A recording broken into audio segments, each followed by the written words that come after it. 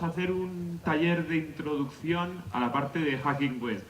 Vale, la gente que venga a Hacker Battle se puede salir a tomar una cerveza si quiere directamente, ¿vale? Porque vamos a empezar a revisar desde muy abajo, ¿vale? Cosas muy sencillitas, cómo se inicia una auditoría, cómo funcionan los escáneres de puertos, cuando te enfrentas a una auditoría web, cómo se organiza, qué son los cross-site scripting, SQL injection, etcétera, etcétera. Entonces, básicamente, como decía Luis ayer, pues el perfil al que está enfocado esta charla, pues es para los babies que están empezando, que pueden empezar en la plataforma de Atenea, ¿vale? No hace falta que tenga muchos conocimientos. Aquí vais a ver cómo podemos ir enfrentándonos a este tipo de cosas. Bueno, por ponernos un poco en situación, ¿vale? Hay mucha gente, imagino que aquí en la sala, por lo que estoy viendo, que llevaréis en el tema del hacking quizá un par de añitos, ¿vale? Pero aunque el paradigma de seguridad siempre es básicamente el mismo, ¿vale? Siempre nos enfrentamos a los mismos actores, a los mismos problemas, lo que pasa es que cambiamos un poco la orientación. Antes, básicamente, el tema de las auditorías era este. Tú llegabas a la empresa y le decías que eras un tío súper molón, del underground, a ser posible llevabas camiseta, unos vaqueros y unas chanclas, y lo que hacías era pues lanzar algún tipo de escaneo automatizado sobre la red. Antes iba muy orientado sobre todo lo que eran servicios del servidor, no tanto la parte web, no tanto la parte del cliente, ¿vale? Empezabas con el famoso escaneo de puertos, veías qué servicios había activos, buscabas vulnerabilidades. ¿A alguien le suena estas dos páginas? Aparte, alguien que tenga menos de 50 años, por favor. Ahí. Te había visto. Bueno, básicamente era otra forma de hacer las cosas, ¿vale? El enfoque, no había tanto web, en web poco podías encontrar, igual HTML. Y lo que hacías era un pequeño reporte y empezabas a gastar todo tu dinero, ¿vale? Todo lo que te pagaban. Era una forma mucho más sencilla, había mucho menos tecnologías, había exploits muy conocidos, había máquinas muy conocidas. Yo me sé del caso de una persona que estaba comprometiendo una máquina y venía a los 2 días otra y se la comprometía a él y le quitaba el backdoor que tenía puesto. ¿Verdad, Román? Hace 14 años o 16. Así nos conocimos Román y yo, comprometiendo una máquina, y nos conocimos 16 años después. Bueno, ¿qué es lo que ha ocurrido ahora? Ahora el paradigma es el mismo, lo que pasa es que hay un montón de medidas diferentes, ¿vale? Hay las empresas, no sé si es por ese sentimiento de querer estar seguras o porque realmente quieren ser seguras, están empezando a implementar un montón de firewalls perimetrales, existen firewalls de capa 7, los antivirus son mucho más precisos, existen sistemas de IDS, IPS, etcétera, etcétera. Entonces, las cosas están avanzando. Esto es más o menos cómo ha ido subiendo y avanzando la tecnología en la parte web, ¿vale? Como hemos ido incluyendo lenguajes dinámicos, hemos ido incluyendo las bases de datos y hemos pasado de una era mucho más estática a una parte mucho más dinámica. ¿Cuál es el problema básicamente de hoy en día? Que la gente, en vez de tener frameworks estandarizados para trabajar, lo que hacemos es pagar una contrata, que se le ocurre reinventar la rueda e inventar el agua, y inventa un CMS desde cero sin aplicar nada de seguridad en el ciclo de vida. ¿Qué es lo que ocurre? Pues básicamente que nos encontramos un montón de problemas, ¿vale? De autenticación, accesos de control, inyecciones de código, cross-site scripting, fugas de información, etc. Y básicamente es porque los desarrolladores no están acostumbrados a pensar a que tú no puedes dejar libremente a un usuario que introduzca la información que él quiera en cualquier campo, ¿vale? Es decir, la gente es muy cabrona, básicamente. O sea, lo que va es a molestar.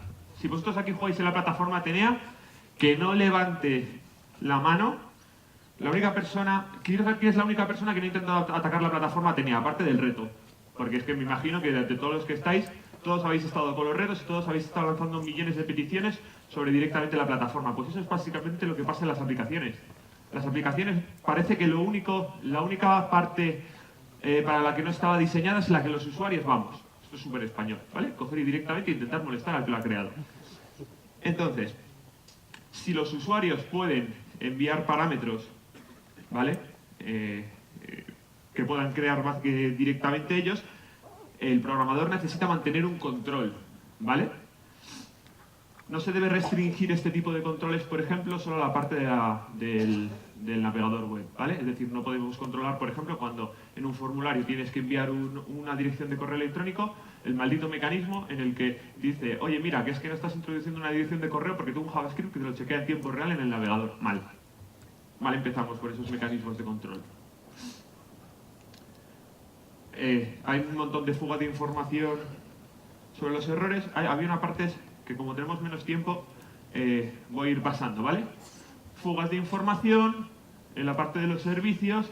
Aquí tenéis errores de conexión en la base de datos de Microsoft. Tenéis una fuga de información en un servidor web al no encontrar un fichero. Y básicamente la tipología de los tests va así, ¿vale? Esta es la parte un poquito más avanzada, ¿vale? Pero básicamente lo que hacemos siempre es intentar obtener una superficie de ataque, ¿vale? Después de obtener la superficie de ataque, lo que hacemos es buscar información en la parte web, ¿vale? Básicamente, cuando estás haciendo una auditoría, lo que quieres es tener un resultado muy rápido, ¿vale? ¿Cuál es la mejor forma? La mejor forma, por ejemplo, puede ser buscando en las bases de datos de los leaks si hay algún usuario que esté relacionado con la página que estamos auditando, ¿vale? Por ejemplo, imaginemos que estamos auditando la parte del CCNCERT, ¿vale? Pues directamente lo que haríamos es buscar en los leaks si hay información sobre algún usuario, alguna contraseña, intentamos acceder en su correo, intentamos acceder a ese terminador de SSL, etcétera, etcétera. Luego, probamos a hacer la intrusión. Si lo logramos, lo que hay que hacer es mantener el acceso y luego borrar las huellas. Esto desde hace años siempre se ha hecho así. En la parte de las aplicaciones web, esto es cierto, pero además se han identificado como varios tipos de auditorías cuando queremos hacer. La parte de auditoría de caja negra, ¿vale? Vamos a ver los tres tipos, ¿vale?, de auditorías que hay, porque además cuando yo llego a ver un cliente y el cliente me intenta explicar el tipo de auditoría que lo quiere, de caja negra, pero dándome código fuente, con credenciales, etcétera, veo que la gente no entiende muy bien de qué va esto. La auditoría de caja negra, ¿vale?, te doy la mínima información. Si te doy la URL del activo que tienes que auditar, tienes bastante suerte. Y ahí se acaba. Soltamos al especialista en seguridad y que haga su trabajo. Auditoría de caja blanca, ¿vale?, al otro lado completamente. Es decir, te doy información del activo, del servicio que está corriendo. Si puedo, te proporciono código fuente. Te proporciono, si las necesitas, credenciales. Te doy toda la información que me pidas. ¿Para qué? Para poder enfocarte en realizar la auditoría. Y la de caja gris, que bueno, al final es una mezcla, ¿vale? Yo creo que esto fue inventado después. ¿Cómo hacemos cuando queremos hacer una auditoría de este tipo? ¿Vale? Primera parte. La parte de reconocimiento, ¿vale? En la parte, lo único que tenemos que hacer es, antes de empezar a tocar algo, básicamente, pues buscamos información desde fuentes públicas, miramos si existe alguna parte de puertos abiertos, pasamos a la del mapeo, ¿vale? Que lo que tenemos que hacer es intentar entender cómo funcionaba la aplicación o cómo fue, o para qué fue desarrollada desde el punto de vista del desarrollador, ¿vale? Luego vamos a la fase de descubrimiento, en el que ya pues se buscan parámetros, se busca cualquier parte que podemos utilizar, ¿vale?, para hacer algún tipo de ataque satisfactorio. Y la parte de la explotación, ¿vale? Ya vamos directamente a base de scripting, SQL injection, etc. Esto es como debería de ser. La realidad es que básicamente es esto. Cuando tú te encuentras realizando una auditoría, lo más normal es que pases de la fase de reconocimiento a la de mapeo, a la explotación, al descubrimiento y vayas rotando entre ellas cada 2×3, porque probablemente según vayas avanzando vas a darte cuenta que tienes más tecnologías, más posible superficie de ataque, que puede ser que encuentres un cross-site request forgery, que eso lo puedas enlazar con un cross-site scripting o que puedas enlazarlo con una inyección. Entonces, básicamente existe una regla no escrita, ¿vale?, que es básicamente se logra una serie de intentos, que cada una de las pruebas que queremos hacer o un tiempo determinado, y si no lo consigues, saltas directamente a otra parte, vuelves a hacer las pruebas y esa la dejas para luego. ¿Vale? La parte de reconocimiento. Básicamente es obtener toda la información que podemos para, por ejemplo, un activo. Estoy demasiado tiempo en Telefónica, ¿verdad? He dicho activo en vez de una página web, un servidor o algo. Ejemplos de reconocimiento. ¿Vale? Información de las bases de datos de Whois. Información de las DNS. Aquí veremos más o menos cómo está funcionando el tema de las DNS, cuando puedes hacer una transferencia de zona completa, cuando puede ser parcial, si existen registros inversos sobre las DNS, etc. Otra parte que podemos hacer es buscar en redes sociales, Facebook, LinkedIn, etcétera, etcétera, en páginas web o en listas de mailing, cualquier fuente de información que tengamos en Internet. ¿Qué es básicamente lo más sencillo de utilizar? Pues las búsquedas de Google. Básicamente, hoy cuando tenemos una duda y queremos saber algo, lo que hacemos es preguntarle a Google. ¿Vale? O sea, lo que hacemos es entrar en la página web y decirle, oye, quiero que me des sobre este dominio, que me des toda la información que tengas y a ser posible, ahora como vamos a ver, ¿qué nos podría interesar, por ejemplo, ¿qué tipo de fichero nos puede interesar para si queremos lograr algo rápido y queremos una inyección de código de SQL? Que alguien me conteste. Yo puedo estar 52 minutos aquí, ¿eh? Venga, ¿qué tipo de ficheros? Román. ¿Un Excel dinámico?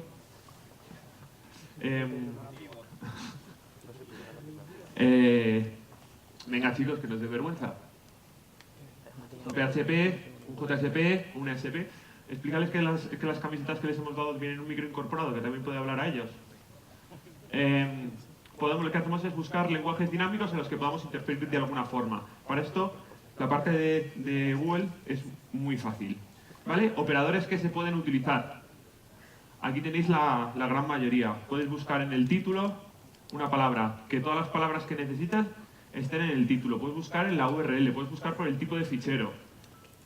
Puedes buscar, por ejemplo, quiero un manual de seguridad del Linux, que tenga una extensión en PHP porque la quiero en manual, o quiero una presentación en PPT, ¿vale? O en Keynote, o lo que queráis utilizar. Vamos a ver.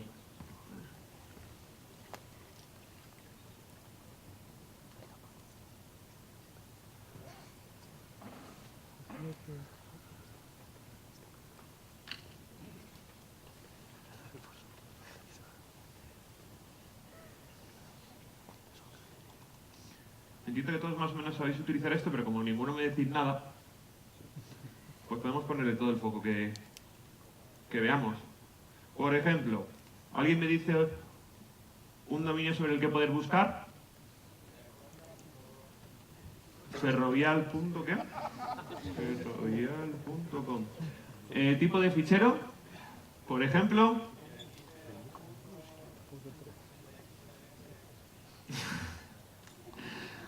Perdona, es que Román está en la otra parte de la seguridad, la parte anticuada. Por ejemplo, todo lo que sea PHP, ¿vale? Es decir, si tiene el lenguaje PHP, no, ASP. Joder, aquí yo no veo. Aquí lo más sencillo sería, por ejemplo, buscar algo que tuviera parámetros, ¿vale? Esa es una forma muy sencilla de ir empezando a buscar. Lo que haces es buscar cualquier página web que acepte parámetros, ya sea dentro para hacer un cross-site scripting, ya sea desde fuera y ver si no están saneados. Entiendo que como Román está aquí, esto debe estar más que solucionado, ¿verdad, Román? Entonces no me voy a parar a intentar hacerle las inyecciones, pero cuando veamos todo el tema de los SQL injection, cross-site scripting, etc., acordaros, siteferrovial.com, file type, ASP. Y aquí empezáis a hacer todas las pruebas, tenéis autorización suya. ¿Vale? ¿Algún tipo de cosa más que se puede decir? Bueno, que dentro de la URL exista la palabra admin. No existe admin. Bueno, ahora sí habláis, ¿eh? Qué españoles sois todos. Para ayudarme no he dicho nada ni mu, pero para meterse sí. Excelente. Admin. Pues es porque me quieren poco, porque te odian mucho a ti. Nada. Por ejemplo, login. Nada. Venga, pues entonces vamos a dejar de buscar en admin. Aquí se pueden hacer búsquedas, por si no lo sabéis, por directamente. Vamos a buscar. Bueno, .gov.es no. No voy a decir que .gov.ar. ¿Argentina tiene tratado de extradición? ¿Sí? ¿Venezuela? ¿Alguien de Podemos? ¿Que me ayude en esto? Oh, soy un robot. A ver.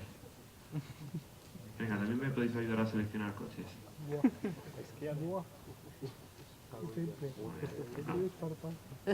Muchas gracias, Google, muy cool. Ahí está. Vale, por ejemplo, administrativo.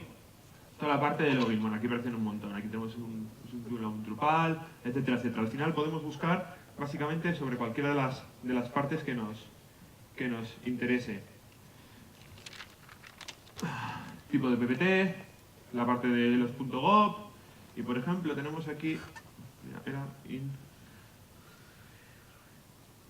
se puede buscar credenciales. Si buscáis en lo de Google Hacking Database,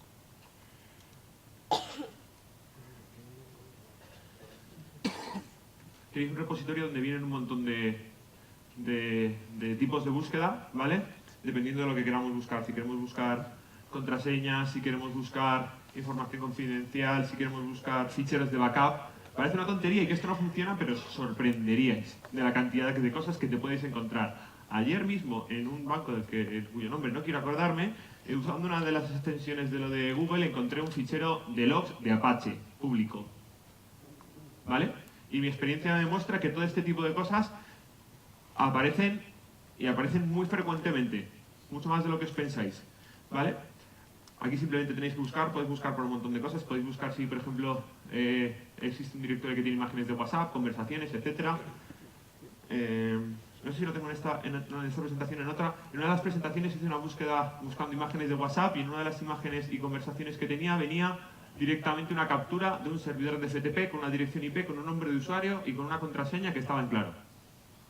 ¿Vale? Entonces, a pesar de que existe muchísima información, es posible todavía encontrarte cosas interesantes. Volvamos al ejemplo de google.com.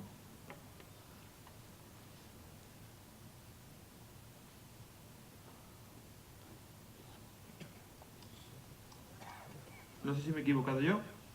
Pues que la fibra que tenéis aquí es de Orange o algo, o de Vodafone. ¿Hay alguien de Orange o de Vodafone? Que la última vez que dije esto había por ahí un jefazo. No, ¿verdad? A ver. Por ejemplo, site.com.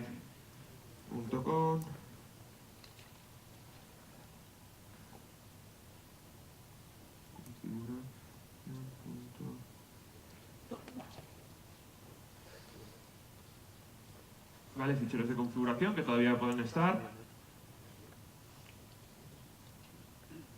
publicados.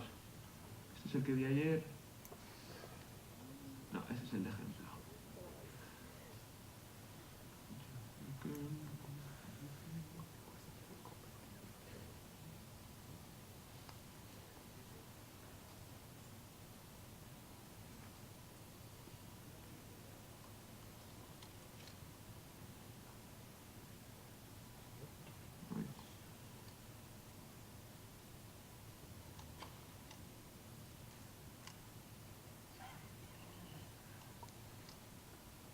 Hoy la deben haber quitado. Bueno. Simplemente era enseñaros que en una de las búsquedas de las que tenéis en lo de Google Hacking puedes encontrar un montón de ficheros con extensiones y en una de ellas aparecía base de datos, usuario, contraseña, etcétera, etcétera. ¿Vale? Pero por movernos un poco más para adelante, esta parte de verdad no la queréis importancia, ¿vale? Porque tiene su aquel, ¿eh? Es una forma muy rápida de obtener un quick win en cualquier cosa que queramos. Necesitáis una máquina para saltar a otra, pues buscáis cualquier parte de que sea, habéis primero con las fuerzas del Estado, les preguntáis dónde hay tratado de extradición, buscáis una máquina, la hackeáis, de ahí saltáis a otro lado, de ahí y al final hasta el objetivo, ¿vale? Son formas muy rápidas de obtener cosas sencillas. Cosas del resto de las fases. Bueno, la fase de descubrimiento y de básicamente la parte de descubrimiento, lo que hace la gente aquí es lanzar herramientas automatizadas. Hay diferentes, hay gente que le da por indexar la página, hay gente que le da por lanzar una Qnetics, otros le da por lanzar un Nessus. La de explotación también lo veremos luego los diferentes ejemplos, ¿vale? Y en las fugas de información, esto ya lo sabréis, cosas que a la gente se les olvida hacer y que parece mentira, como con las partes que están publicadas en Google, cambiar los usuarios por defecto y las contraseñas. Grandes corporaciones con un WebSphere, por ejemplo, con las credenciales por defecto, usuarios que tienen creados por defecto también, bloquear la parte de administración de Internet directamente. O sea, probablemente si busquéis cuál es el título, por ejemplo, de lo que estoy comentando de un WebSphere y lo buscáis en Google, encontraréis un montón de páginas que lo tienen abierto. Otras cosas que la gente se le olvida hacer es, cuando estamos haciendo algún tipo de prueba, deshabilitamos un montón de mecanismos de seguridad que luego la gente olvida volver a activar. No sabéis cuántas gentes hemos hecho auditorías de seguridad que han puesto un bypass en el firewall y luego se les ha olvidado quitarlo. Entonces, todas estas cosas tenemos que ir centralizándolas, ¿vale? Y nunca dejar en ningún paso de la auditoría nada por revisar porque nos parezca algo que puede ser trivial. Volviendo al tema de la información, otra fuente de información. ¿Cómo vamos de tiempo hasta lo de la Hacker Battle? ¿Sí? Pues venga, esto lo voy a pasar. ¿Alguien necesita saber cómo funciona el tema de los juiz? Y tú has sido presidente de la Router. Sí sé que era tu mujer en la sombra. Entonces lo voy a pasar. ¿Vale? Como todos controláis la parte de juiz, ¿no? No hace falta que os explique cómo funcionan los diferentes registros, pero tampoco queréis que os enseñe cómo se busca, por ejemplo, la parte de una IP histórica, cómo puedes encontrar la anterior máquina, o sea, la anterior dirección IP donde estaba apuntando un dominio, cómo a partir de ahí se pueden encontrar máquinas que todavía siguen siendo estables, pero estaban en pre. Toda esta parte la manejáis completamente. Pongo una ñ para que os metáis conmigo y me respondáis. Bueno, pues nada.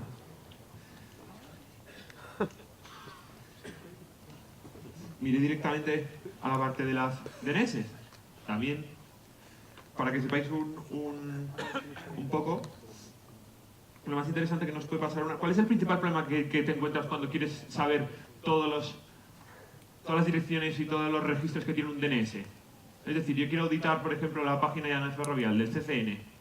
Evidentemente sé que la parte de 3W funciona, sé que puedo hacer algún tipo de fuerza bruta para obtener subdominios que puedan tener apuntando, pero el principal problema es que si existe una parte que sea la intranet de gente interna del CCNCER y espías famosos .ccnc.cni.es, no hay ni Dios que la descubra, ¿vale? Salvo que esté publicada, salvo que existe una referencia, nadie va a saber que esa parte existe, salvo ellos y yo, y los rusos, y los chinos, y bueno. Entonces, ¿qué es lo que intentamos hacer cuando queremos auditar primero la parte de DNS? Lo que queremos hacer es obtener ese tipo de información. Hay dos formas de hacerlo. Una es las transferencias entre DNS. Sabéis que existe un DNS primario, normalmente un secundario. Incluso puede que exista un tercero, un cuarto, un quinto, y así todos los que queráis balanceados. Lo que hacen para sincronizarse el DNS principal y el secundario es hacerse directamente transferencias de zonas. Es decir, yo actualizo el principal hace una transferencia de zona y vuelca todo el registro que hay sobre el dominio en el segundo DNS, de tal forma que si el primer DNS se cae o le hacen una consulta al segundo, lo tienen balanceado, cualquiera de las cosas, ambos dos responden con lo mismo. Algo sencillo y para toda la familia. Vale. Pues, veamos a ver.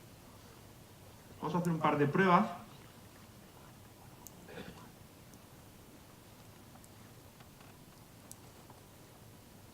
O no.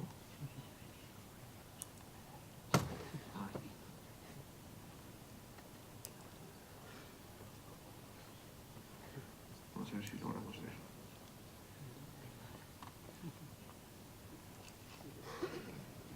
Se ve más o menos bien, ¿no? Vale. Venga, dadme un dominio. Y no me deis el de Ferrovial ni el CCN. Algo así que pueda hacer. Hay un nombre, alguna de vuestras empresas. O la de gente que odiéis. Y no vale el no. Dadme información. ¿Cuál? Mercadona. Venga, vamos a intentar una transferencia de zona sobre Mercadona. ¿Cómo estáis? Les voy a poner primero el ejemplo para que veáis cómo funciona. Por ejemplo,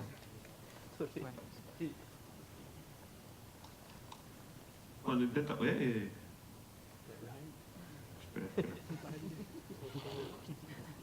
¿Tendrás una conexión a internet? Sí, vale.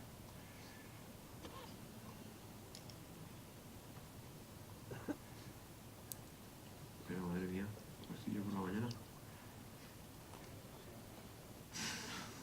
Lo seré en el cambio generacional, que os vayáis todos y os echemos fuera, lo seré. No creo. ¡Hoy! ¡Has venido! Buenos días, Arancha, ¿cómo estás? A sus pies. Esta es una forma de realizar una petición y con un dominio, ¿vale? Subdominio, obtener la dirección IP. Si tenemos, como os decía, una parte que no existe, ¿vale? Nos devolverá una inexistente. Si intentamos hacer -L Siri. Ahí. Qué maravilla es este. No, Magnus, me encantaría tirarlo por la ventana. Com. ¿Vale? Transferencia fallida. No lo tiene habilitado. En este caso, ¿por qué es? Porque estoy utilizando unos DNS que no son los suyos. ¿Vale? Hacemos en ese lookup. Probablemente sea el primero que está utilizando.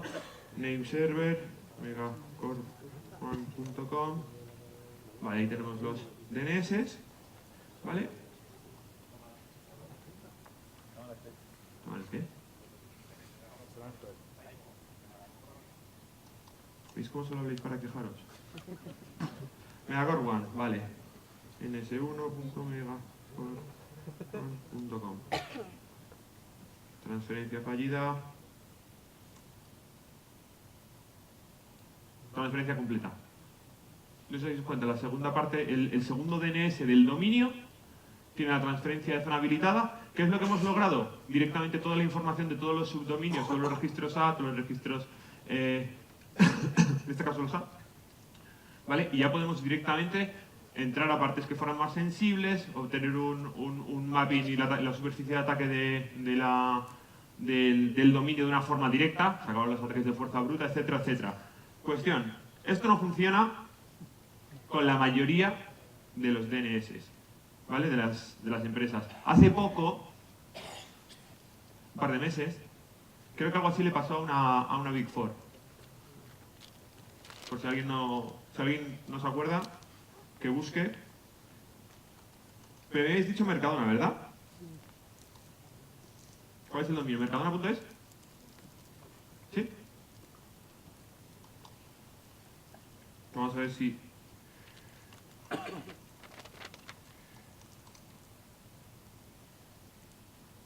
Qué bien, como estoy yo con los typos, estoy para ver todo lo que pone.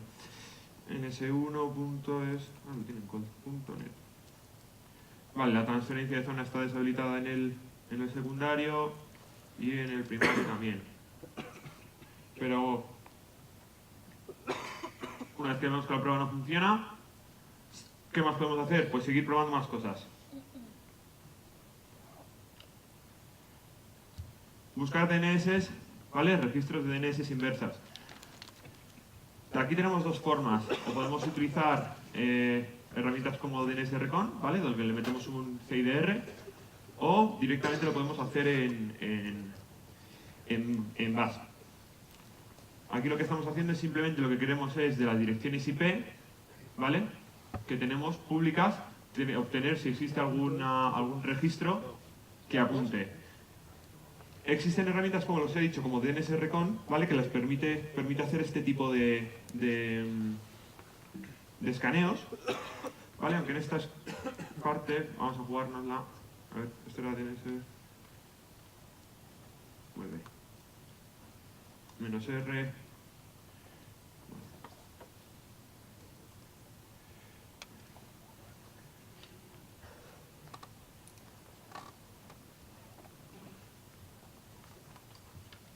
Vale, justo. DNS Recon, lo que haces es le dices un CIDR y automáticamente te coge todas las direcciones IP y te busca si hay registros que estén asociados. Si no lo queréis hacer así, no sé lo que hace esa parte podemos hacer, por ejemplo, for ip en desde 1 a 254 do host, yo que sé, 192, 168, 4 punto ip, ¿vale? Evidentemente no va a encontrar nada, es decir, la parte como si estuviera en una red local. Tranquilo, amigo. Pero vamos, simplemente para que sepáis que además no hace falta utilizar herramientas muy avanzadas. La última parte que podemos hablar es la de la fuerza bruta, si no tenemos transferencia de zonas, y de la parte de la obtención de DNS de registros inversos no encontramos. ¿Qué podemos hacer? Pues fuerza bruta. Fuerza bruta directamente lo que hace es probar cada una de todas las combinaciones que se os ocurra, sea incremental, no lo recomiendo, la verdad, o sea, por ejemplo, con un diccionario. Lo que hacemos es, por ejemplo, en el ejemplo de Mercadona, por ejemplo, de Ferrovial o cualquiera, buscar palabras que sean conocidas. Intranet.mercadona.es, web.mercadona.es, y así todas las combinaciones de palabras para intentar buscar más superficies de ataque. Por poner simplemente el ejemplo sencillo, con DNS Recon, que me acuerde. Le decimos que utilizando el diccionario, dominio, mercadona.es, tipo de ataque, fuerza bruta. ¿Veis? ¿Sí? Está cogiendo y todas las palabras que hay tenemos en el diccionario, lo que está intentando es ver si resuelve, básicamente. Esto es una buena forma de obtener información más rápidamente sobre lo que queremos atacar o auditar. Vale. Este ataque durará todo lo que vosotros queráis, todo lo que sea como sea de grande. Otras herramientas que son sencillas para esto, la Fierce, hay scripts de Nmap que te permiten hacerlo. Creo que hay módulos de... Sí, hay tres módulos de... dos o tres módulos de Metasploit que te lo permiten hacer. ¿Vale? La parte de las redes sociales, que esa la controlaréis vosotros bastante mejor que yo. Y otras herramientas. ¿Conocéis DNS Trails?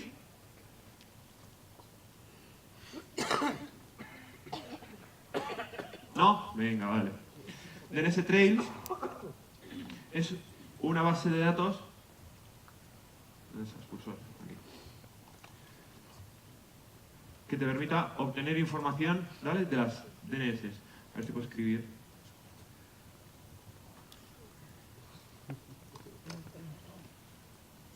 Otro typo, ¿verdad?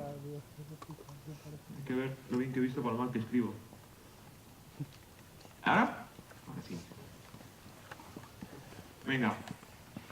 ¿Mercadona? ¿O queréis cambiar? No, Mercadona. ¿Eh? Mercadona. ¿Mercadona? Tu ex jefe trabaja en Mercadona, ¿verdad? Bueno, ¿verdad?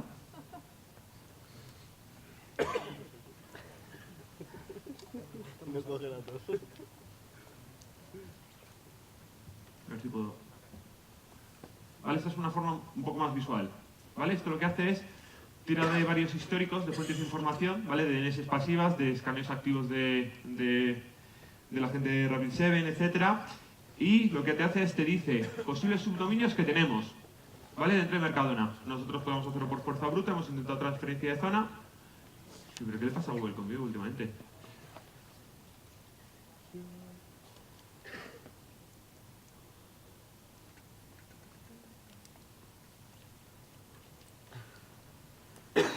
Bueno, yo no puedo acceder. Ahora sí. Mira, la parte interesante que tiene es, por ejemplo, un histórico, ¿vale? De la misma forma que hay páginas web que te dan información del whois histórico, es decir, de a qué nombre de quién estaba el dominio hace un año, hace dos, hace cuatro, cuando ha habido varios de los cambios. Esto, por ejemplo, te da información de los últimos registros A que él ha visto. Hace 11 meses pertenecía a una SN que es de Mercadona, ahora lo habrán movido a algún servicio de CDN de Google, ¿vale? Y aquí es sencillo encontrar máquinas, súper sencillo. Ayer encontré yo sobre una auditoría gratuita que estaba haciendo a una organización máquinas que estaban en preproducción, ¿vale? Que estas direcciones IP todavía estaban apuntando a ellas, las máquinas seguían activas, simplemente le tenías que pasar el host en el tipo de petición y te respondía con toda la información. Aquí además te da el tipo de tecnología que está utilizando, etcétera. Para no enrollarme mucho más con esto, aparte tenéis DNS Dumpster. DNS Dumpster lo que hace también es sacarte una parte gráfica, ¿vale? Con los diferentes registros que tiene un dominio. Mira, a ver si nos sale lo de Google. Si lo logramos. Aquí me está inyectando el JavaScript de Google, por favor. Que lo deje por hoy. Por lo menos hasta que acabe. Vale, Mercadona.es. Ahora es que les hacen mis jefes, que Mercadona es cliente nuestro. Vale, más o menos un mapa de cómo está distribuida las diferentes máquinas. Y como veis, básicamente es información gráfica de las DNS. Registros TXT, registros tipo A, te dice un poco el tipo de banner que tiene cada uno de los servicios, etcétera, etcétera. Vale, apenas hay máquinas conocidas de Mercadona. Y aquí lo tenéis en formato gráfico, ¿vale? Las distintas relaciones entre cada uno de los activos.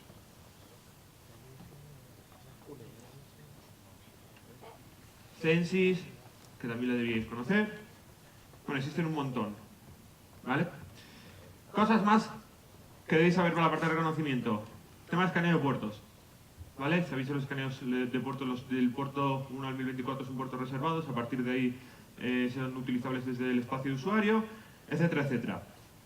Hay una lista de puertos que son conocidos, ¿vale? Telnet el 23, SSH el 22, el 21 es FTP, el 7 es ECO, si no me acuerdo mal, 80 HTTP, 443 HTTPS, y así podríamos seguir. Herramienta para realizar escaneos preferida de todo el mundo, Nmap. Todos la conocéis, ¿verdad? Es un frontal que se llama Zenmap, que es parte gráfica. Antes se utilizaban, ¿cómo se llama? Tú que estabas en los 80. ¿Stroke? ¿Era la herramienta de la SANS? Sí, vale. Pues esto ha ido avanzando muy rápido. Vale, simplemente que sepáis. Tipos de escaneo que se pueden hacer con Nmap. Pues se puede decir a SANS aquí, sí, ¿no? El pequeño Nicolás no se puede decir, pero el otro sí. Vale. Tipos de escaneos, conexiones completas, ¿vale? Es decir, se completa el three-way handshake del TCP. Se manda una petición, una conexión SYN, se recibe el SYN ACK, se manda la información de la ACK y luego ya si quieres cierras la conexión o lo que sea. Diferentes conexiones escaneos que se pueden hacer con Nmap para obtener estos puertos. Conexión a medias, ¿vale? Es decir, mandamos el paquete de conexión, ¿vale? Y cuando el puerto nos responde que está activo, en vez de mandar una CK y como empezar la comunicación, le mandamos un reset y lo chapamos. Básicamente, se hacía antiguamente para intentar evitar que programas monitorizaran cuando se abría un puerto y se detectara, por ejemplo, el tipo de escaneo de puertos, ¿vale? Si abres muchos puertos secuenciales o no, o lo que sea, básicamente te detecto. Pero si nunca llegas a cerrar la conexión, nunca se va a abrir o sea, nunca llegas a cerrar el handshake, nunca se va a cerrar la conexión. Por lo tanto, era más difícil de poder monitorizar. Hay diferentes tipos de escaneo de Nmap, ¿vale? Pero yo creo que cada uno, si queréis probarlos en casa, funcionará un poco, os va a ir un poco mejor, vais a poderlo ver más gráficamente. Aparte de Nmap, ¿para qué se utiliza? Para obtener información del sistema operativo remoto con el que estamos lidiando, ¿vale? La pila TCP/IP, cada implementación sigue un estándar, pero hay algunas partes que no están declaradas. ¿Cómo se deben responder a algunos ciertos tipos de paquete? ¿Vale? Y lo que hace es, Nmap tiene una base de datos, ¿vale? De ese tipo de diferentes de respuestas y es capaz, en algunas circunstancias y dependiendo de los puertos abiertos y los que estén cerrados, de decirnos si, por ejemplo, es una máquina de Windows 95, 2000, 2012, si es un Linux, la parte la rama 2, del kernel de la rama 3, etcétera, etcétera. Voy un poco más rápido porque quiero llegar a la parte interesante antes de que os durmáis.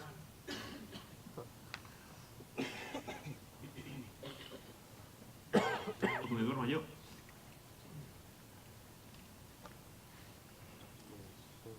Parte web. ¿Alguien necesita que repasemos básicamente cómo funciona el tema de la web. ¿Cómo va una petición web? Método, se manda la URL que quieres, la versión del protocolo y luego se mandan unas cabeceras donde están incluidas, por ejemplo, las cookies. Puedes pasar el tipo de user agent, el tipo de conexión. Luego se puede poner un cuerpo en la petición. Esto es la parte normalmente de peticiones post. Y obtienes una respuesta. Tipo de respuesta que podemos recibir. La serie 2 es que ha sido satisfactorio. Tipos de código. El 1 es de información, el 4 es un error por el cliente, el 5 es un error por parte del servidor. No se mantienen sesiones en HTTP, ¿vale? A pesar de ser bajo conexiones TCP, que sí está orientado a ello. La única forma de mantener las conexiones es utilizar las famosas cookies. Os voy a enseñar un ejemplo de Atenea, pero creo que aquí no va a ser necesario. ¿Qué es lo que ocurre con el tema de las cookies, con el tema de las conexiones que no son solo el HTTP que no es orientado a mantener este tipo de conexiones? Que se tiene que fijar en estas cookies que hemos dicho y existen muchos problemas.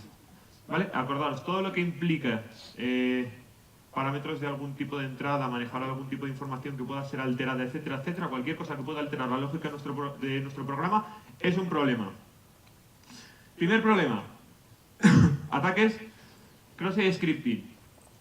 Seguro que todos habéis oído hablar de ellos, seguro que todos los conocéis bastante mejor que yo, pero simplemente por daros un poco de foco.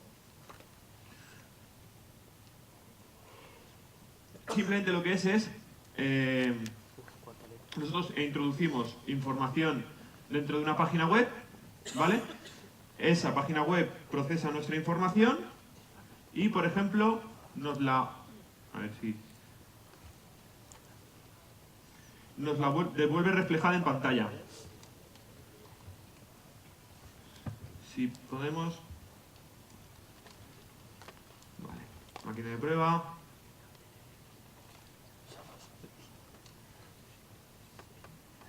No translate. Cross scripting. Lo que estaba comentando. Pregunta, ¿cuál es nuestro nombre? Venga, mi nombre es Jaime. Hola Jaime, es decir, le he pasado una información que el programa, la lógica del programa lo que ha hecho es recibirla, en este caso, sí, a veces en la URL name igual a Jaime y lo que está haciendo es coger la entrada del usuario y mostrarla directamente en el cuerpo de nuestra página web.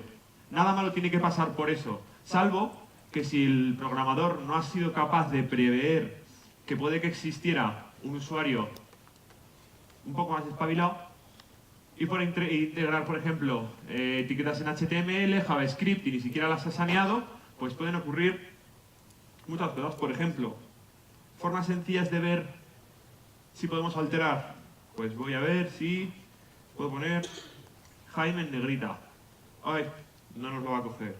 Vamos a ver si la parte de JavaScript está habilitada. El primer JavaScript el primer cross scripting que normalmente la gente pregunta es que intenta hacer es este. A ver, un momento. Mucha letra verde. Amigo mío. El imposible es otro directamente. Otro pilo. Mucha letra. Jaime. Que se ha pasado el tiempo. Ahora sí, Jaime en negrita, ¿vale? Le he metido los tags de HTML DB, que es para ponerlo en negrita.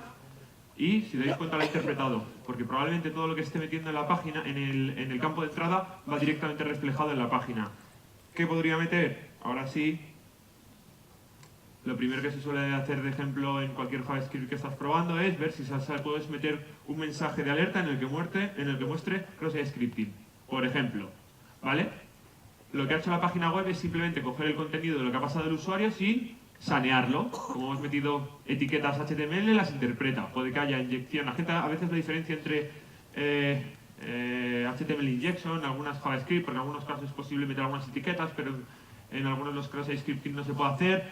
os vais a encontrar muchas veces si estáis en este tipo de cosas que puede que exista un reflejo de lo que estás poniendo, pero que hay algunas palabras que estén saneadas o que existan algún tipo de filtros, por lo tanto hay que probar diferentes variantes. Estos son los que son los cross-site scripting reflejados, ¿vale? Luego existe la posibilidad de que sean permanentes. ¿Alguien me puede decir cuál es la diferencia entre un reflejado y permanente? ¿Qué hay de diferencia entre ellos dos? Lo único que hay de diferencia es que en el caso de los reflejados, tú les envías la URL en el parámetro en el que tienes inyectado tu código, tiene que abrirlo, tiene que poder acceder a esa dirección que está especialmente creada, sea si es una petición GET más sencilla, si es POST más complicado, aunque también posible. Y cuando es almacenado, lo que pasa es que se guarda en la base de datos. Es decir, si yo pongo aquí, hola, Jaime, ¿veis?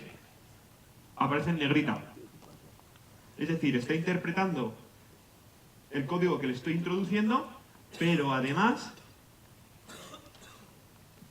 A ver. Espera un momento.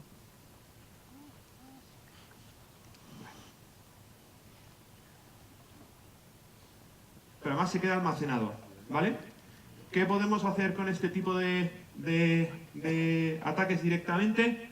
Pues, por ejemplo, se habla mucho de que se pueden robar las sesiones del usuario que se están... porque se puede acceder a ciertos datos como la cookie, por lo tanto podríamos manejarlos y mandarlos a un usuario malicioso.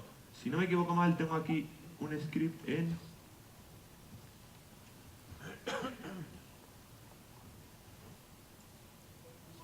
HTML, sobre... cookie steal, vale. Vale, genial.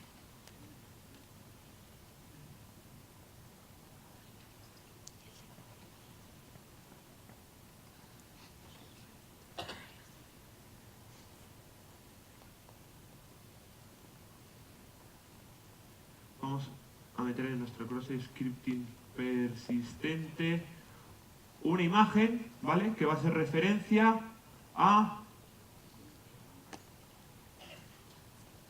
nuestro fichero de robo de cookies, ¿vale? Aquí lo que tenemos que hacer, a ver si puedo, porque es que no se ve especialmente bien.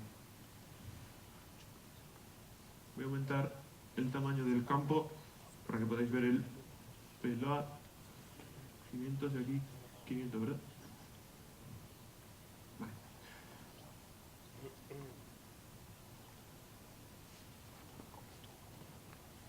Uy, ¿vale? Si veis, script, nueva imagen que apunta a 117.001, cookie steal, y aquí es el valor de la cookie. ¿Vale? Vamos a abrir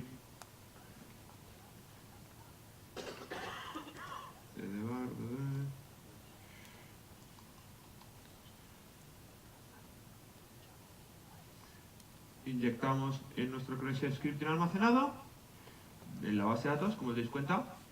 No me falta el enlace. Cada vez que entro se intenta crear una nueva imagen que lo que hace es apuntar a una URL que controlo. Yo le dejo al 127.001 porque no sabía si iba a tener wifi. Si tenía wifi no sabía si le vais a intentar tumbar.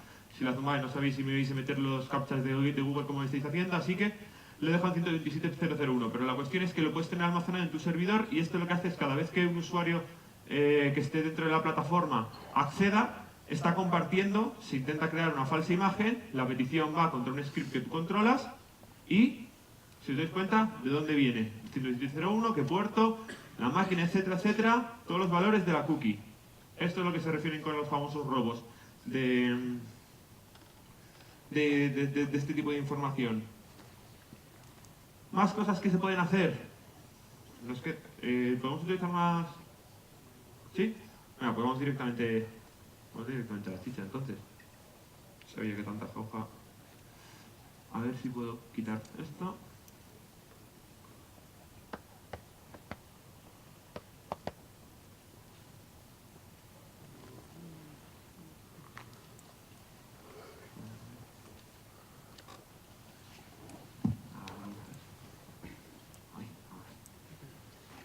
Problemas con sanear los parámetros. ¿Qué más problemas podemos tener? Me pasó 3 pueblos de lo grande esto. Command injection. Mis cosas internas. Por ejemplo, inyecciones por comandos. Le vamos aquí tenemos un campo que nos pide dirección IP, ¿vale? Para que lanzar un pin. Este es simplemente un script que lo que hace es coge la entrada que le pasa a un usuario y se lo pasa directamente como parámetro al comando ping.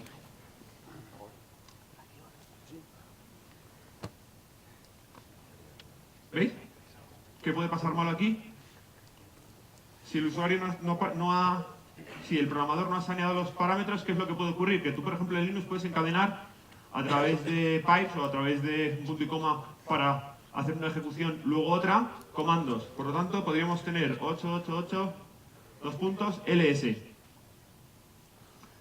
Si os dais cuenta, lo que hace es, va a hacer un ping contra la 8888 y el siguiente comando que va a ejecutar es ls. Es parte de lo que el programador no esperaba como entrada dentro, ¿vale? de este campo de texto.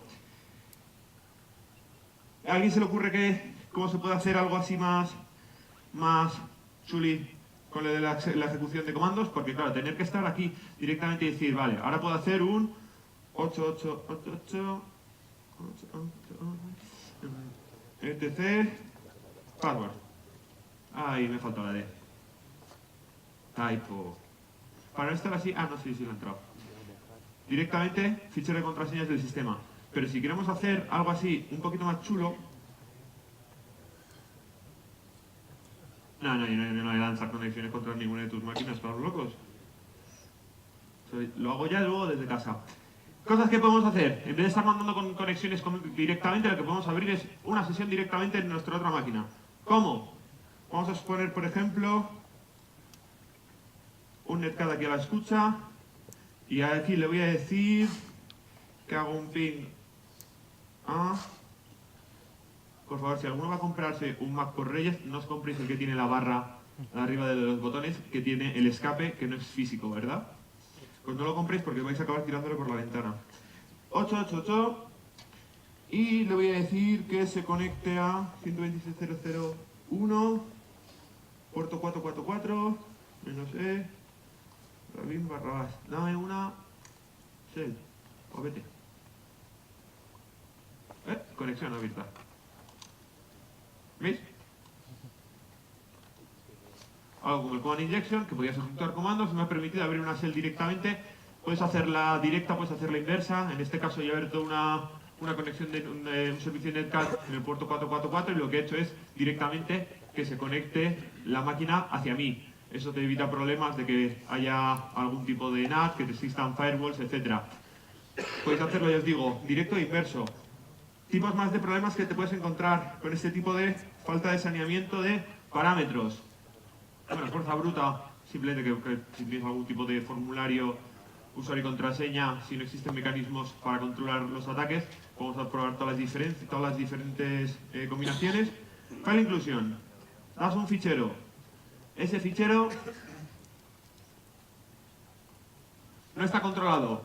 No está controlada esa entrada, es decir, existe un include dentro del PHP que lo que hace es, lo que tú me pases, yo directamente lo meto a capón, ¿y qué malo puede ocurrir?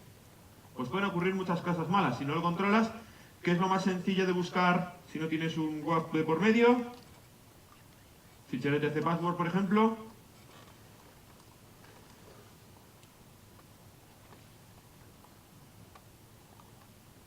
Aquí, como no sabemos a qué nivel se encuentra... A ver, aquí sí que no la...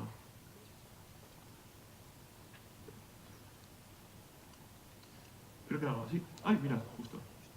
Vale, lo que ha hecho directamente el programa es, en vez de coger el fichero file1.php, que es lo que él esperaba dentro de la ruta relativa que tenía él, lo que ha hecho es, le he pasado yo una ruta relativa diferente, ¿vale? Le he ido, vete descendiendo de directorio, desciende, por fuerza bruta tú vas probando hasta que te encuentres un etc password. Existen problemas, esto es lo que se llaman local file inclusion, mismo problema. A ver. Mismo problema, diferente aproximación en remoto.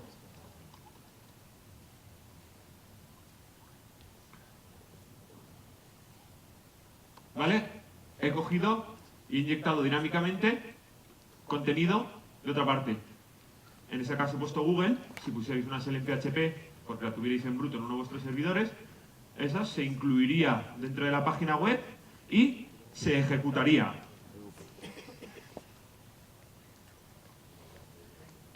Mismo problema con, por ejemplo, subida de ficheros. A ver si puedo crear un fichero. Vale. Se llama rtest porque no quería llamarlo test y me he equivocado. Quería que se llamara rtest, exactamente. Subida. Si os dais cuenta, os dice la ruta donde se ha subido.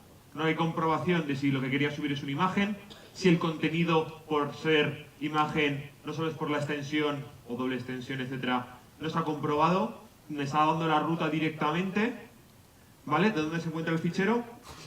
¿Qué podría ocurrir aquí? Pues imaginad que subo el fichero test.php y le digo... Este es el fichero test.php, que lo que hace es un eco de hola. Entiendo que es este, aunque no veo una castaña. Lo ha subido, me ha dado la ruta y resulta que la ruta se encuentra en... Cable, uploads, test. Upload. He subido un fichero PHP. En este caso he puesto que haga un eco por pantalla. Me lo ha devuelto. Me ha dicho la ruta donde está. Directamente el fichero PHP se ejecuta dentro del servidor. Si quisieras hacer algo un poquito más ameno y divertido y para toda la familia, te puedes subir una shell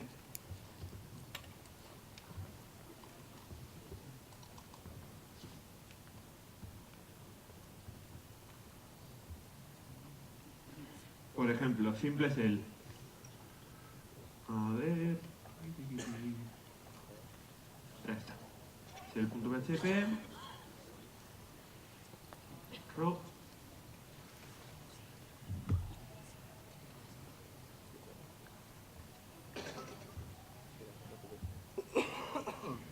Shell.php.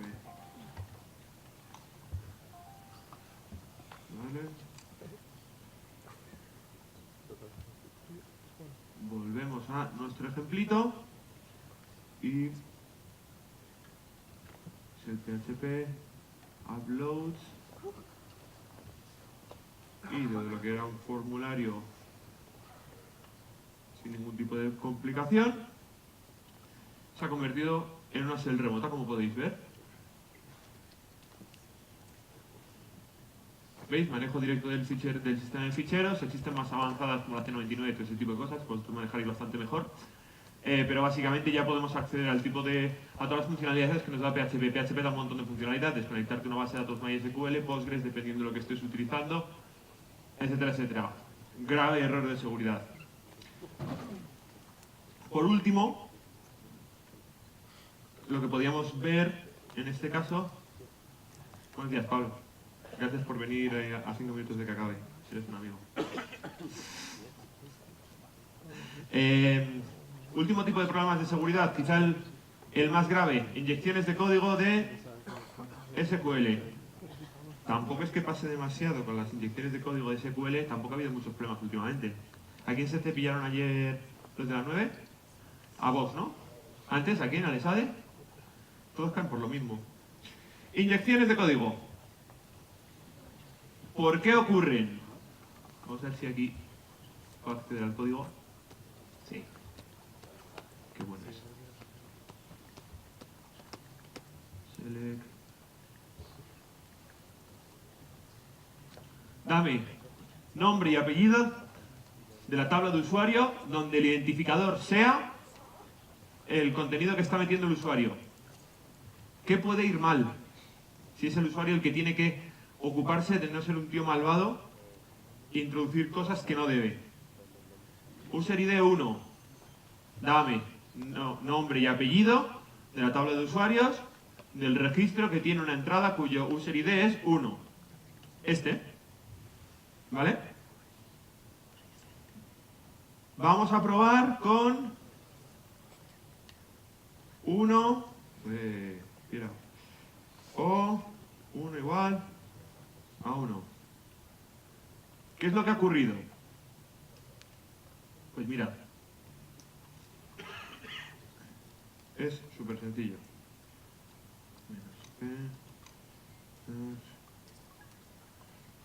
No me acuerdo cuál era la tabla. Ahí.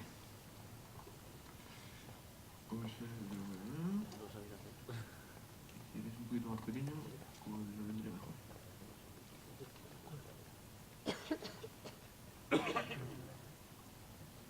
¿Se sigue viendo, más o menos? Vale. So, tables. Sigue viendo. Bueno.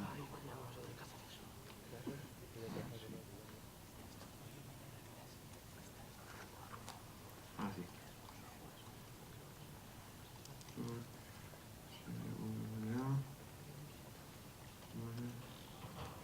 Pero la tabla es users, vale. Select. First. Name. Last name. User. Web user. ID es igual a 1. Gracias por comentarios constructivos. User ID, ¿vale? ¿Qué es lo que ha ocurrido cuando hemos introducido aquí información?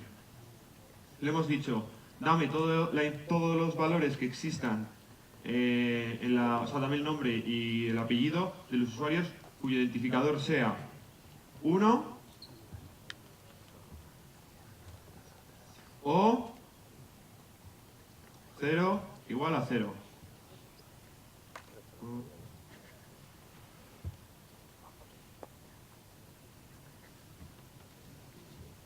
Si os dais cuenta, tiene que ejecutarse en las dos partes de la sentencia. ¿Vale? Dame todos los usuarios, o sea, dame la información de nombre y apellido de los usuarios cuyo identificador sea 1 o que 0 sea igual a 0. 0 igual a 0, ¿cuántas veces se da en este mundo? Siempre. 0 igual a 0 es true. Luego la primera condición no hace falta que se cumpla, porque la segunda ya se cumple. Entonces no hace falta que se cumpla la sentencia de todos los usuarios que coincidan con ese ID. Entonces te doy directamente el nombre y los apellidos de todo el mundo. Porque 0 es siempre igual a 0. No estás metiendo ninguna conexión, o sea, ninguna condición where para que esto ocurra. Esto es muy conocido, por ejemplo, ¿aquí hay alguno de login?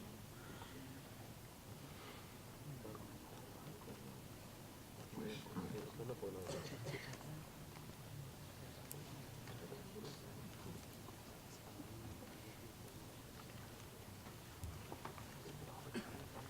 Por poneros el último ejemplo.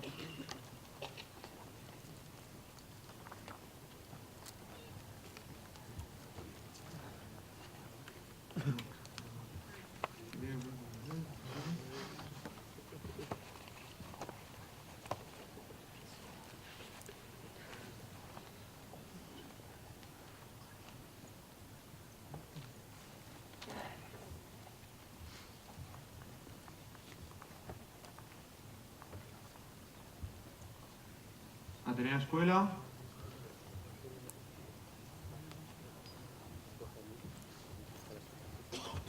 ¿Vale? Sentencias SQL igual cross scripting, tenéis que bypassar un formulario.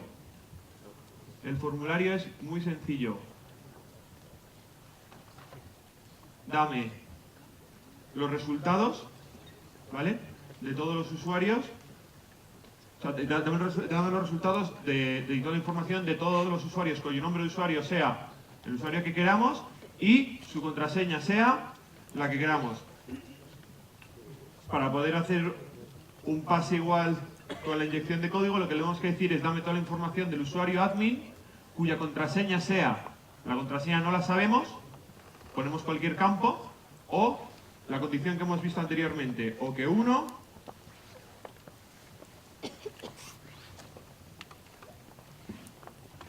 sea igual a 1. A ver, ¿dónde está el tiempo?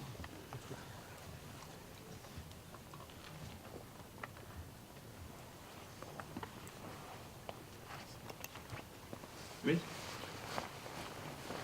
No nos queda mucho, no nos queda tiempo, yo me hubiera gustado enseñároslo directamente.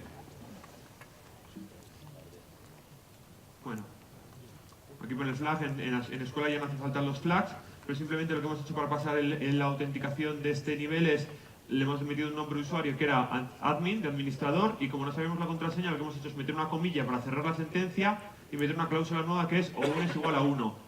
Como la contraseña nunca va a ser en blanco, no la sabemos, pero 1 siempre va a ser igual a 1, nos va a devolver toda la información que exista del usuario admin, cuya contraseña no exista o 1 sea igual a 1, eso siempre es verdadero, eso va a devolver un resultado, PHP va a ver que la autenticación ha sido correcta porque te acabas de autenticar con uno de los usuarios y te va a dejar pasar. Simplemente por acabar, recordaros que existen gran cantidad de plataformas como la de WA. En los retos de Atenea tenéis un montón de información de cross-site scripting, de SQL injection. Hay más ejercicios que por lo que me han dicho se van a poner. Tenéis ejercicios de inyecciones SQL en la parte de Atenea normal. En escuela tenéis de cross-site scripting normal, de cross-site scripting reflejados. Simplemente para la gente que no es fuera muy iniciada en esto, siempre que un usuario mete información en alguna de las partes de nuestro programa que pueda alterar la lógica del programa, siempre hay que sanearlo. Siempre. Siempre. Siempre. Y sanearlo mucho. ¿Vale? Problemas que hemos visto que pueden ocurrir, cross-site scripting, SQL injection, inyectar códigos HTML, puede llevar a robo de sesiones, etcétera, etcétera. Y con esto nada más, os voy a dejar con el Hacker Battle, que entiendo que era lo que os interesaba eso, y venir a buscar la camiseta hoy. Y muchas gracias. Si tenéis alguna pregunta, no creo que Luis me deje. ¿No, Luis? No puede haber preguntas, ¿no? No sé qué preguntar a ti. Mejor. Bueno, Así de me todas podría. maneras, Muchas gracias.